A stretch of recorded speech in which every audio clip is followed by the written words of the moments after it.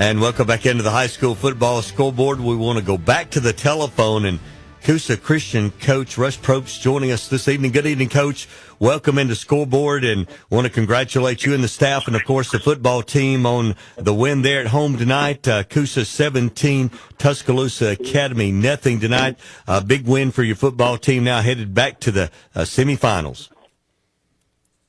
Yeah, it was a big win. It was an ugly win as far as, because there's no ugly wins in the playoffs, but I'm talking about the weather. It was sloppy and rainy and wet, and the field conditions were, deteriorated through the night. It was just hard to get traction. It's just hard. You couldn't run on the perimeter. You couldn't throw. Just basically run ABC gap, and our offensive line sort of took over the game, and They played really pretty well, I think. And we hurt ourselves with some penalties. We killed a drive with a penalty. We killed a drive with a bad snap over the quarterback's head. And we got a penalty before half where we had to kick the field goal instead of score the touchdown. So the game was a little bit closer than we wanted it to be. But you got to give our offensive line credit. You have to give our defense credit. Quarterback they got, the Division I prospect, he can really throw the football. They threw it 40 times, even in the rain. But they never got inside our 20. The one time they got to the 20, they threw a pick in the end zone. And then our kicker did a wonderful job tonight because we had a snap over our punter's head. He went back and got it. They should have blocked it. He gets it off running to his left. How does a right-footed kicker go left and get it off is beyond me. But he did. Got us out of a hole. And so it was a team effort. Proud of the way we played hard, played physical. It was just bad weather for both teams. But sometimes you have to win these type games in November football. And I've said this a million times in both states, Alabama and Georgia. In November, you're going to get rainy, sloppy nights, or either real cold nights. And when you're on grass, it's not like being on turf, and, it's a different game on grass when it's raining. Well, Coach, that was the question I was going to ask you. We visited with you about a month ago, headed into the playoffs, and you made that comment. You said there's going to be one night during the playoffs that's going to be wet and messy for both teams, and you've got to just line up with your offensive and your defensive lines and can control the line of scrimmage to win a football game. And you were kind of predicting the night tonight because that's what you just described that happened at your game tonight. Well, I've been in over 100 playoff games in my career. And I think when you've been in as many as I have in the 33 years I've been a head football coach, that in both states, whether it be the thing in Georgia was in 7A ball, you never played on grass. Never. There was only one 7A team in Georgia that had grass, and that was Tift County, and that's because Tipton turf is made there. The Tipton turf that's put on football fields. So that was grass, but everybody else was turf. So even though you didn't, you'd have a wet night. Now, early on when I got there, there was some mud, before they put turf on some of the Gwinnett County schools. But in Alabama, it's a little bit different story. Got a lot of rural schools, not as much turf fields. So you have to understand that, our field was in great shape, but we had to practice on it this week because our practice field is gone and we have no lights on it because of daylight saving time. So we had to practice some on it, and it's got winter rye on it, which looked great. But as the game went on, man, it was chunks of mud and turf coming up, and we changed shoes at halftime and changed socks at halftime, which I think helped our players. And I've done that before. We even changed some pants with some of our skilled guys that were having to tote the football. Our center changed his pants. So you learn all those tricks, over the years, playing a lot of November wet nights. But, the other thing you'll get on a November playoff is a cold night. And, we expect that next week when we go to Pisgah that it'll be really cold up on that mountain.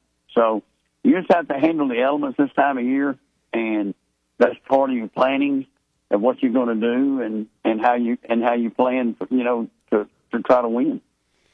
Well, Coach, this is Phil Harris. Of course, rematch with Tuscaloosa Academy, getting back to the game tonight. Of course, you beat them over there. They come over here.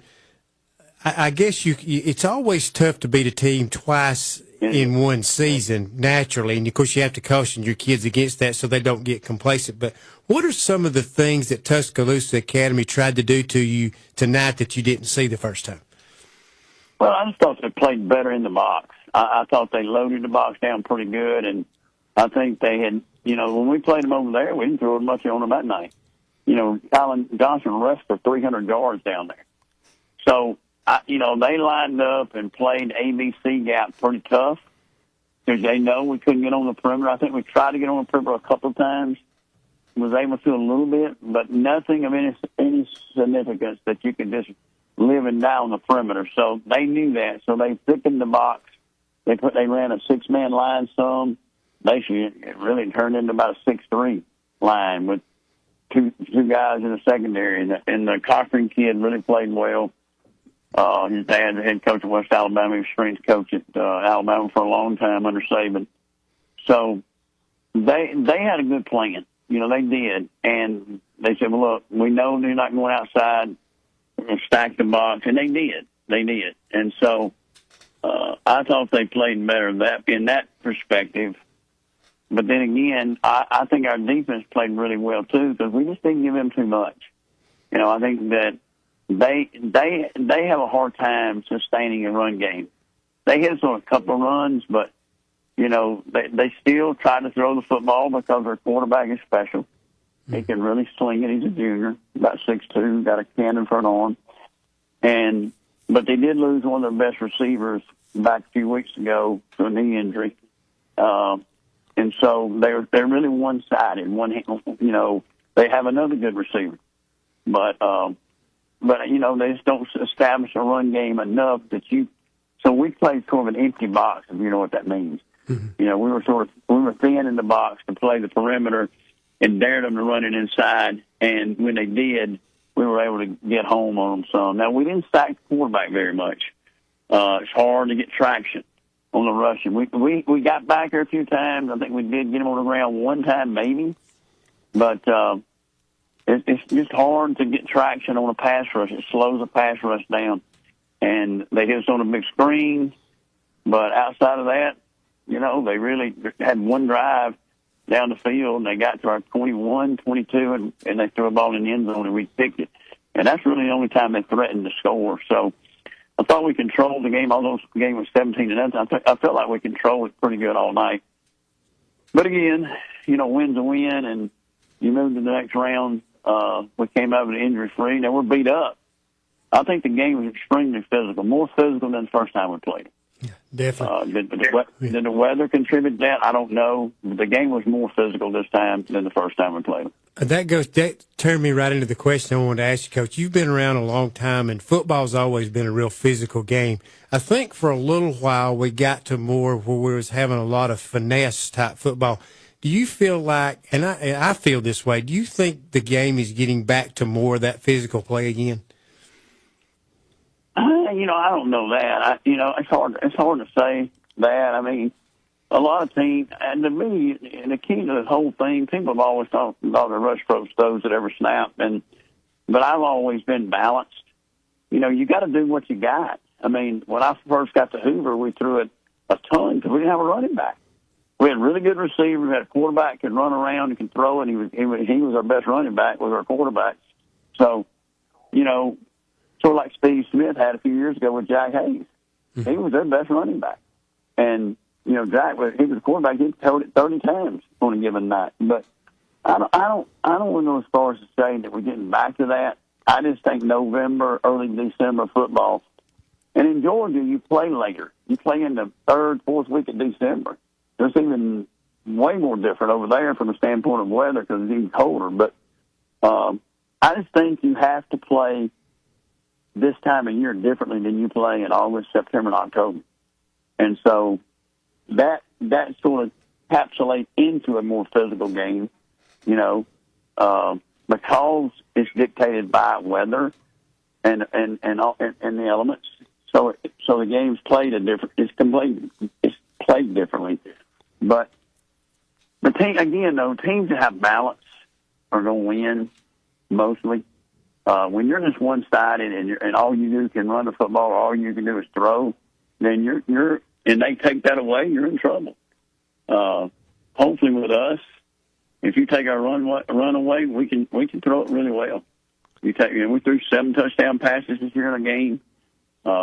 We've thrown for over 300 yards a few times. I think our quarterback's thrown for 2,000 yards and 22 touchdown passes, 5 interceptions. So we have balance, but at the same time, you have to have that. And then you're right-handed or you're left-handed. So you take one away, we can do the other.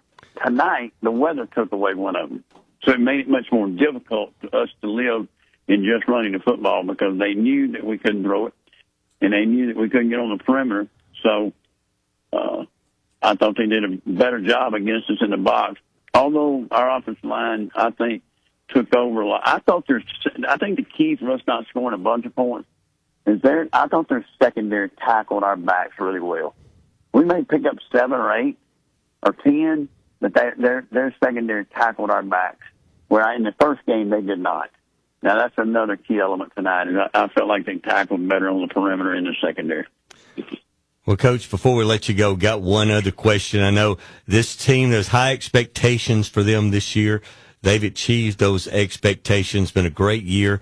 But will you talk about, I know everybody's out of school this week. We're in Thanksgiving week. Is it a tougher preparation? Because it's a big game next week. You go on the road to Pisgah, very good football team. They're sitting there 11-2. And the winner goes to the state championship game. Talk about preparation, how you'll get ready for that game next week. Well, I've always thought Thanksgiving prep is easier to me because you got more time with them. You're not hampered by school. You're out of school all week, so you got their full attention. There's no academics can get in their way, or And then of course, parents have to understand about the Thanksgiving day. That you're going to have to practice, you're going to have to travel. The things that we do are a little bit different than a lot of teams. And so, not to give away everything that we do, but, we handle things 24 hours out differently than most high school teams do. But I've always done that. And so, since I was a Hoover. So I think, but the prep to me, you get more film time, which allows you to have more walkthrough time, which allows you to have more practice time if you need it. But then again, you can't overdo it, because you're late in the season. You're week 14 or 15, really, because you had the open week. So it's 15 weeks. You've already been it. This week will be our 15th week of football. So, and then you throw in the 2 or 3 weeks prior to that. So you're really in 18 weeks of football. So, and you're playing with about 14, 15 kids. So we're a small group. So you have to be careful with that and how much you push them versus how much prep you need, which in turn, sometimes we spend a lot more time in film and walkthrough to making sure we know what we're doing. So, there's certain things, guys, if you don't know how to do it in 18 weeks of doing it, then you're not going to perfect it in a week. So you got to take what you're good at or what you're pretty good at and try to make it better. And then what you're really good at, you try not to go backwards. I've always said a good football team, a championship football team, always improves about 3 to 5% in the playoffs per round. And that's so important. I think the teams that lose it when they get to the semis or the finals is that particular night they did not improve as a football team, that 3 to 5%. So, you're not going to have a 20% increase. Most times you're not going to have a 10% increase.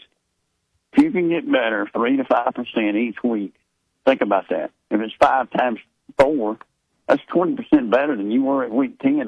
That's a big improvement. Right. And then if you go step on that 5% one more time, you've improved 25%. And late in the game, that may be the difference in you winning or losing a state championship. So, and some of the teams that have lost the state championship for me, I don't think we improved that week. I really don't. I think it caught up with us. Either we were entitled and we thought we were good enough to win it, and we didn't go out and keep that nose to the grindstone and push to that point, or our attitude was wrong. Something was disruptive in that final week or two that, because this is my 20th semifinal game in my career, 19th or 20th, I can't remember exactly, but I think it's either 19 or 20 times. And I go back and think about the ones we lost. I don't think about the ones we won. And you try to not make the same mistake. There have been 12 championship games, too. And again, you will analyze those losses way more than you will the wins. And so, but the one thing that I'm going to do, and I'm going to force my staff to do, is we're going to grind, and we're going to work, and we're going to put in all the work and the effort to make sure our football team's prepared. I can tell you that. And so, I don't care if you're in a 7A school or a 1A school, prep doesn't change. So, we're excited to go back to work tomorrow. I'll head to Montgomery early in the morning. I'll be back in the office by 12, and I'll work into tomorrow night, and then we'll be there all day Sunday. So, there's a lot of work to be done, a lot of film to watch. Because at NC, you got so much film to watch. I mean, you got 13 games to watch of your opponent. So it's, but that's what you got to do. Well, Coach, we appreciate you visiting with us tonight. Congratulations to you and the football team. Coosa Christian over Tuscaloosa Academy, 17-0. Thanks for spending a few minutes with us here on Scoreboard tonight.